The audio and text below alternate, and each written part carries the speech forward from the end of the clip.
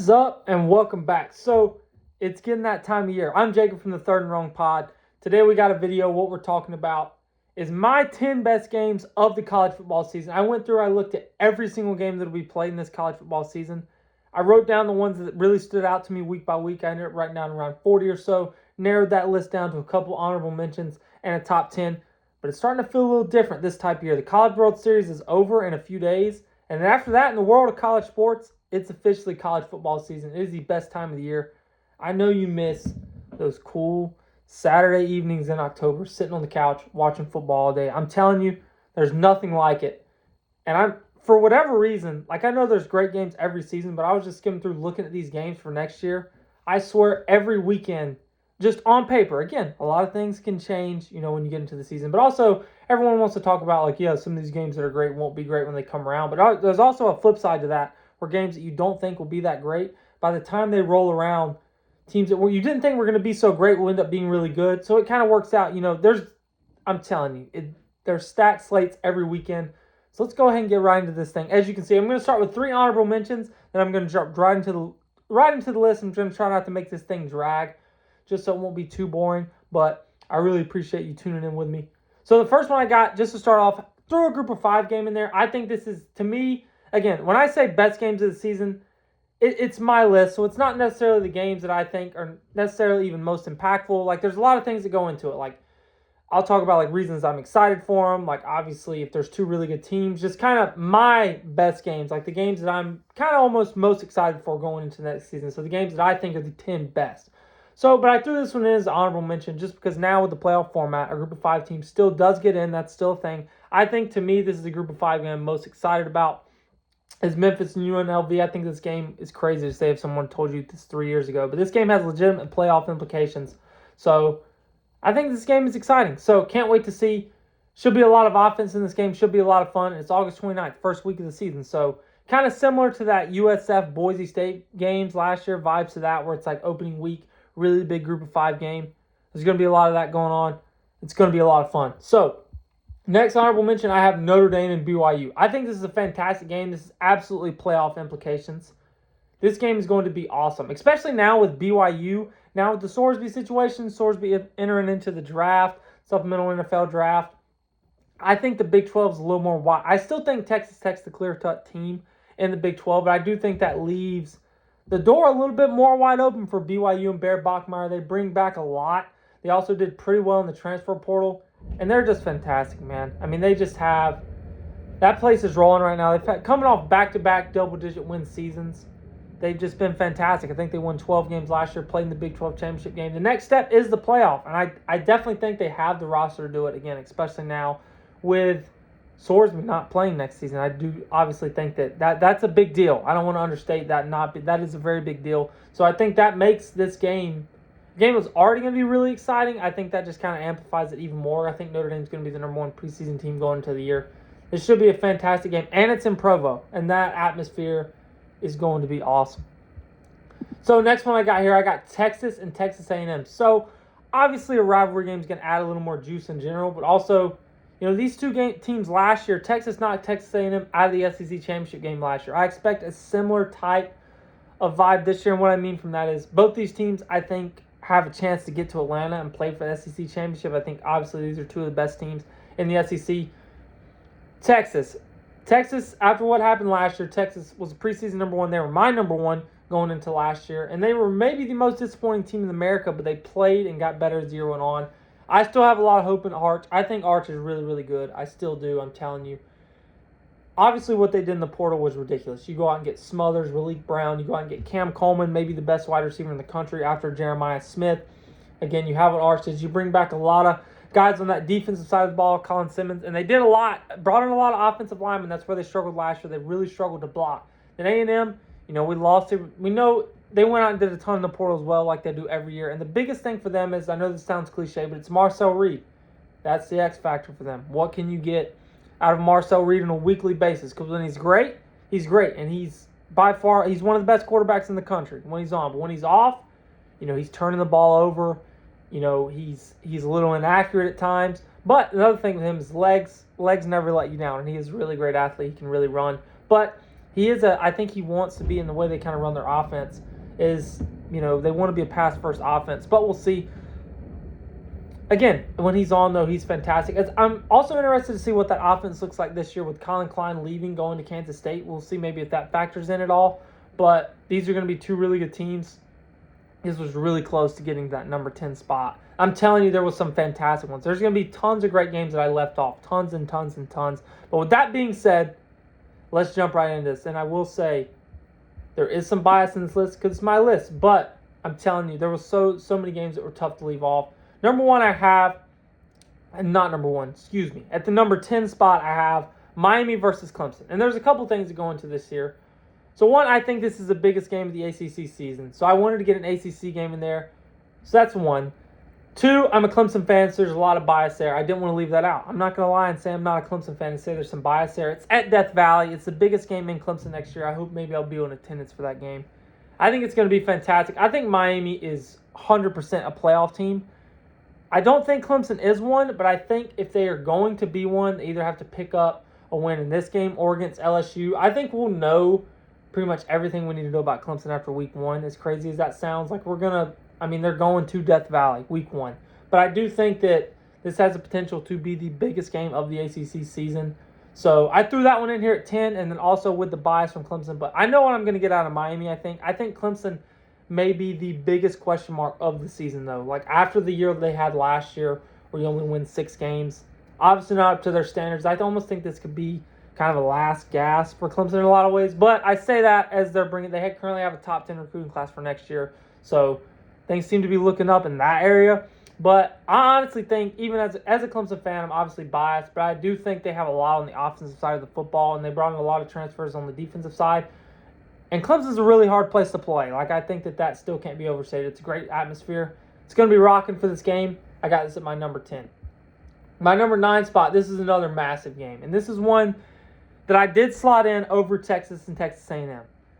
I realize that. And I know both of these are great games. But I was a little bit more excited about this one. This is a Big 12 rivalry kind of revamped. We haven't got to see these teams play yet since Oklahoma got into the Big 12 a couple of years ago. And to me, the reason I have this one so high is because of how bullish I am on Oklahoma. I think Oklahoma is one of the top 3 teams in the SEC going into next year. I really do think the SEC is going to come down to them, Georgia and Texas. I think that's the 3 best teams. I think there's a lot of other teams that are going to be in play for the SEC and in play for getting to Atlanta. I really do think Oklahoma has a chance to get to Atlanta next year, maybe even win it. So that's why I have this game here. It's in Norman. Again, I like the idea of the old Big 12 teams going at it. I can't wait to see John Mateer play football again next year. Oklahoma also did a ton in the transfer portal when I got some receivers. I think Terrell Harris is one of the most underrated transfers. They lose R. Mason Thomas, some other guys on that defensive line, but that front 7 is still going to be fantastic. Again, we've already talked about A&M some. This is my number 9 game that I think is one of the best 10 games of the college football season next year. I think this game is going to be fantastic. Next one up we have here, we got some Texas talk again, but Texas going to Death Valley in Baton Rouge. It was kind of tough to leave this one off, man. These are 2 potentially national championship game contenders. I think the SEC is wide open next year. I really do. Like, I think we're kind of past the days. The dominant Bama days are obviously over in the NIL era, which I know Georgia won their national championships in the NIL era, but it was like the baby NIL era. It wasn't what it is now. So I think that, they've took, I don't even want to call it a step back. That feels disrespectful, but they're definitely not as dominant as they were when they won those natties. They're still definitely capable of winning one. There's a lot of teams that can win the SEC there. I mean, I talked about Texas, Oklahoma, and Georgia. I think LSU, depending on what we get with them, like, I think we know where they're going to be really good. The question is how good. I think the biggest thing for LSU wasn't someone that they brought in, and they brought in all these guys. You bring in Sam Levitt, you bring in Lane Kiffin. I think it was what they were able to retain with their defensive coordinator, getting him to stay with Coach Kiffin there. I think that you know what you're going to get from them on offense. They're uberly talented, and you've got Lane Kiffin kind of heading it up for them there. They're going to be fantastic on offense. I also think with Coach Baker, they're going to be fantastic on defense. So I do think they're going to be really, really good. But are they going to be natty good? We'll find out early because their schedule's a gauntlet. I think this might be the biggest game of their season. This is going to be an incredible game. I've got it slotting in at number 8. My number 7 slot, I have Oregon versus USC. And you can make the argument, that some of these other games that are behind it are better football games, and I can maybe give you that. But my thing with this is I really think this is a massive year for Lane Kiffin. I think that he needs to make the playoff this season. I know that sounds a little dramatic. I don't think he's going to get fired or anything like that. It's not what I'm saying. But I do think he is underwhelmed at USC so far. By any stretch of the imagination, I don't think you could say anything other than he is overwhelmed in his time there. But I think that this is going to be besides that year one team with Caleb Williams, which that team was terrible on defense. But I think this is going to be maybe the best team he's had since he's been there. And I think the other thing about USC they have now that they did not have when he first got there, and especially their first year in the Big Ten a couple years ago, is they can really compete in the trenches. They really ran the football well last year. I think they're going to get more of the same with that this year. I know it hurts losing their 2 receivers, but, number 1 class in the country last year. They're really recruiting at a high level as they always do. I think I accidentally said Lane Kiffin earlier for USC's coach. Obviously not Lane Kiffin. But they're recruiting at a high level. They're better in the trenches than they've ever been, I think, since he's arrived there. So I think they're going to be really good. I think this is a big game for them. I also could have put the Ohio State game on here. I wanted a USC game on here because of how big of a season I think Lincoln Riley, sorry, not Lane Kiffin. I was trying to think of the name the whole time I was spinning. That's why I kind of sputtered there for a second. But Lincoln Riley, I think this is a make or break year for him in a lot of ways, even though they are still recruiting. This is a big season. You got a veteran quarterback. I think they're going to be good on defense. I think they're going to be able to run the football. But I like this game a little more than the Ohio State game just for Again, I like the old Pac-12 rivalry. I think that excites me a little more with Oregon coming to the Coliseum rather than them playing Ohio State. Even though that's a fun matchup, I opted to go with this one at the 7th spot. But, yeah, huge game for USC and Lincoln Riley. Next one at the number 6 spot, I have Georgia and I have Ole Miss. This is a rematch of what I think was the best game of the college football season last year in the Sugar Bowl. Maybe one of the best college football games I've ever seen in my entire life. A lot's going on for Ole Miss in the past 6 months or so, 6 to 8 months, as you know. Not so much for Georgia. Georgia, they're maybe the most steady program in the country right now. What you're going to get from them year in and year out. But even with all the turmoil and everything that's going on with Ole Miss, there's still going to be a really good football team in Oxford next year. And a lot of it has to do with Trinidad Chambliss getting the ruling to come back next year. Think about it what you want. I've got my own opinion on it too. Whatever. He's going to be playing football in Oxford next year, whether you like it or not. And he's going to be probably the Heisman favorite coming into the year. He's that good. Ole Miss is going to be really good. They did a good job in the portal. Again, think of that as you will with that too. But the fact of the matter is they're going to have a really good team. And this game, the past few times that these teams have played, Ole Miss has beat them 2 of the last 3 times they've played. They're coming to Oxford next year. Ole Miss almost beat them in Athens last year. They scored the first 7 times they had the football or something ridiculous like that. They seem to have Georgia's number about as good as you can have Georgia's number right now. This game is going to be fantastic. It's in Oxford. I'm telling you, one of the best games of the season. This is, again, there's so many of them. I'm just getting excited here just thinking about it. I swear, there was, again, I wrote down 40 games, and a lot of them feel like they're interchangeable. But I really do think this is one of the 10 best games of the season just with everything going on. And Trinidad Chambliss is also much-watched TV. So I got this one at the 6th spot. Now, coming in to the top 5, again, there's a lot of things that make this such a great game. So, one, I think these are going to be 2 of the top 10 best teams in the country next year. I think these are 2 playoff teams. I think that these are going to be 2 of the better defenses in the entire country. And also the rivalry game aspect at the Cotton Bowl Stadium. It's the Red River rivalry. You can't beat it, man. Something about a rivalry game with this much high stakes. I don't think there's 5 better games in the country next year than this one.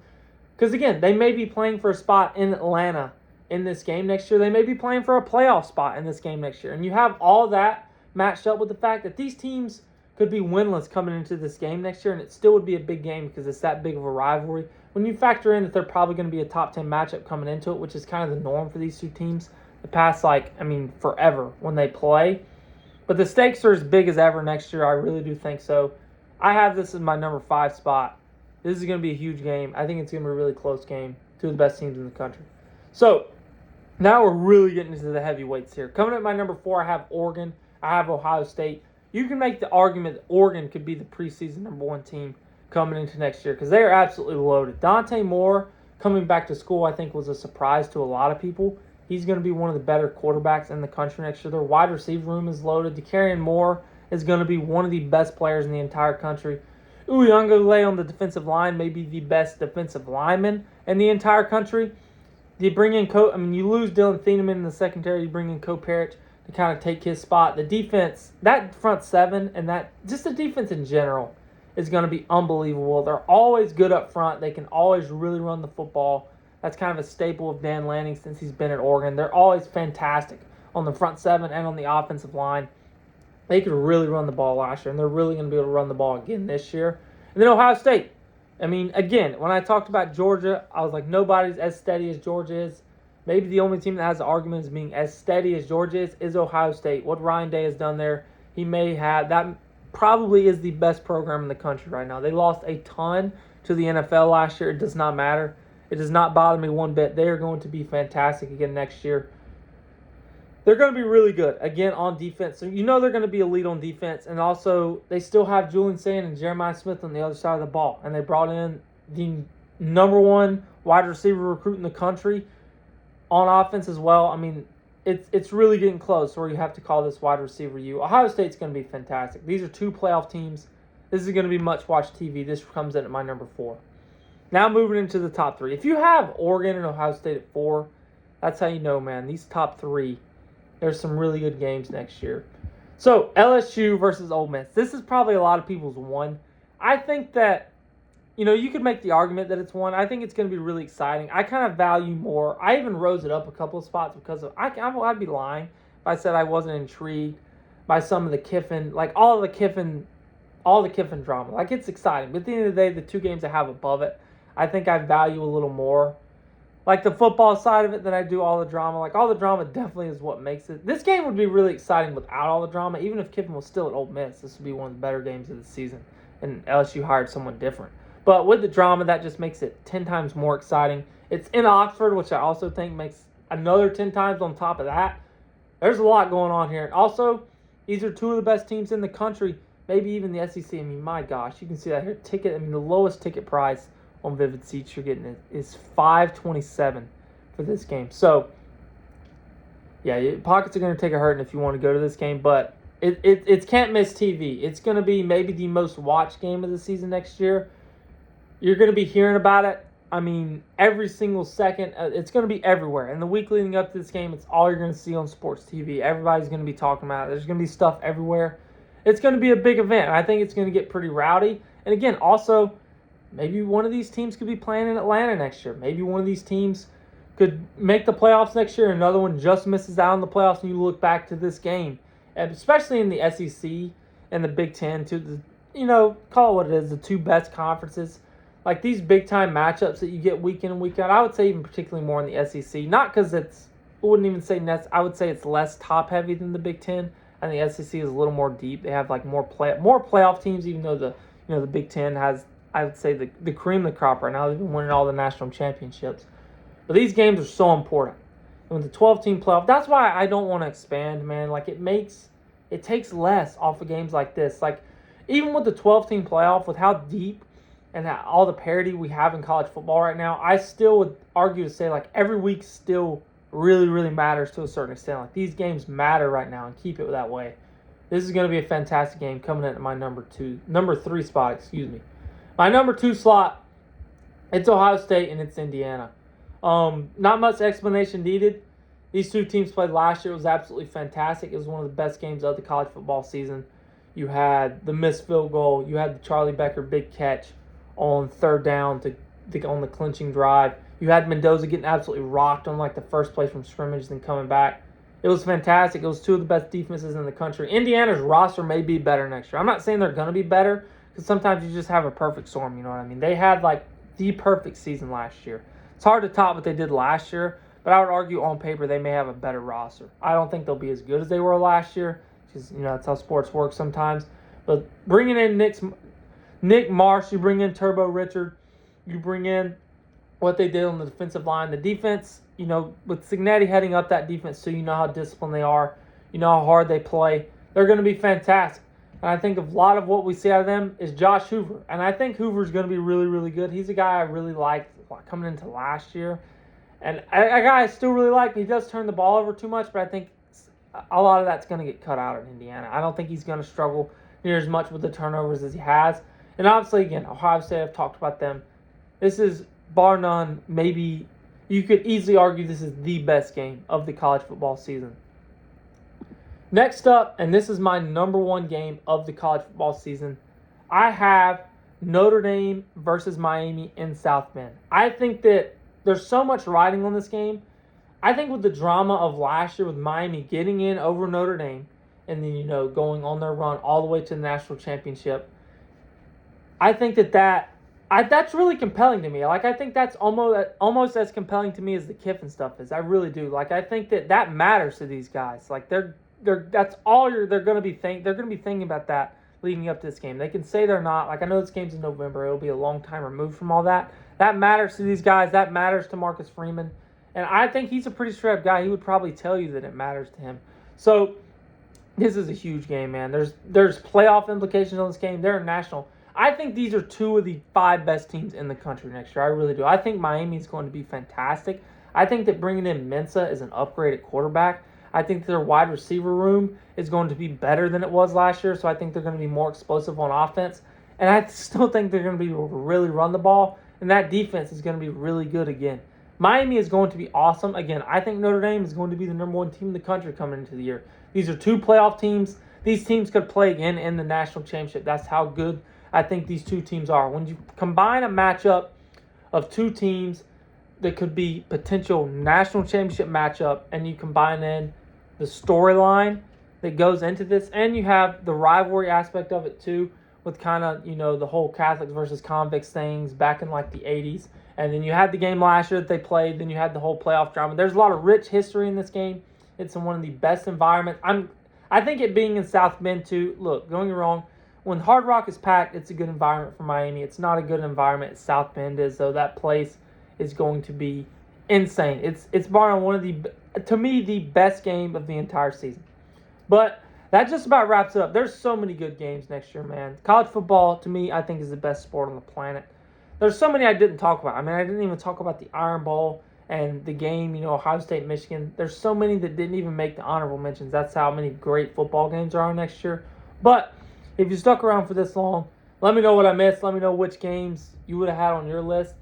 And yeah, we're a podcast show, Third and Wrong Podcast. If you stuck around for this long, hit that subscribe button. Not for any reason other than it just helps us out. I think we're at 16 right now, so every subscriber for us actually is really appreciated when you have this little amount of subscribers. So I really do thank you guys, and hope you enjoyed the video. Can't wait for college football season.